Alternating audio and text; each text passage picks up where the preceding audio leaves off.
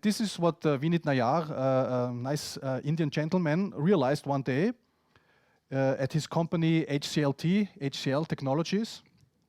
And it's about a $4 billion company. And what happened is that he thought about a new management concept. And he thought about it very hard. And then he had, as it is usual in the IT industry, he invited a lot of people together. They have yearly conferences where they present, including to their clients, where they present their new the new business plan for the year and the new products and services they will have and whatever. And in this big jamboree, so to say, he decided to really open up and say what the new strategy of the company would be, and to really tell people something new. And he decided to tackle one of the holy cows, not bad for an Indian guy. He decided to kill one of the holy cows of management.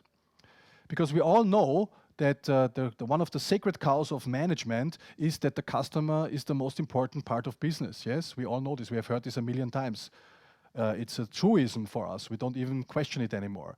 Well, on this day, Mr. Nayar, he presented the new operating strategy and the new organizational strategy of the company. And he said, it's new and it's different.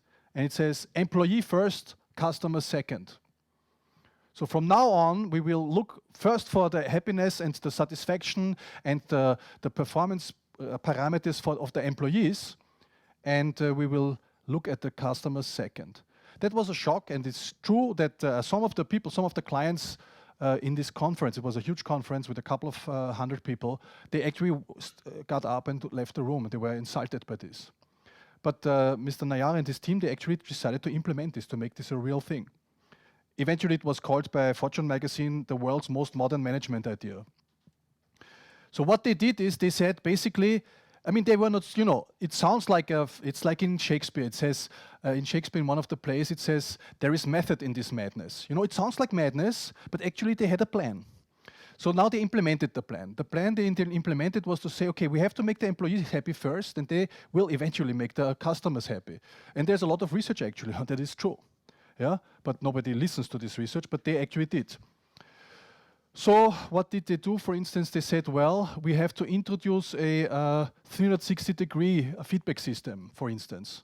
That's not very new, but Peter Drucker invented this, actually. But I know a lot of companies who are still have little problems in implementing this 360-degree. Yeah? But they actually gave it a little twist.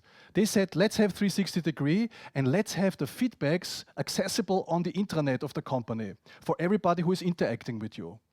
So your 360-degree results, actually, I can look you up before I go to meet you and see what your areas of improvement are and what your feedbacks were from the past. So now some people are getting hit here around the neck, because this is not something simple to have to handle. Yeah.